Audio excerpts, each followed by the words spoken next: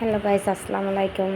আমি আজকে একটা পুডিং তৈরি করলাম, সেটা আপনাদের সাথে শেয়ার করতে চাচ্ছি। আপনারা ভালো লাগলে অবশ্যই ভিডিওটা শেয়ার করবেন। কেমন হলো পুডিংটা জানাবেন। আমি এখানে 4টা ডিম নিয়ে নিলাম। আপনারা একটা ডিম দিয়েও হয়তো অল্প দুধ দিয়েও বানাতে পারেন। আমি এখানে একটু ফ্যামিলিতে সবাই যেন খেতে পারে, ওই জন্য আমি 4টা ডিম নিলাম। একটু বড় করে বানাতে চাচ্ছি। এখন 4টা ডিম নিয়ে নিলাম। আপনারা কুসুম আলাদা করে রাখতে পারেন, হয়তো কুসুম একসাথে মিক্স করে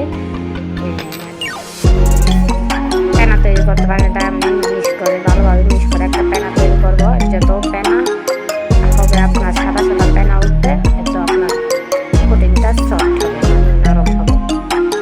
দেখেন আমি কীভাবে সাদা করে ফেললাম। সাথে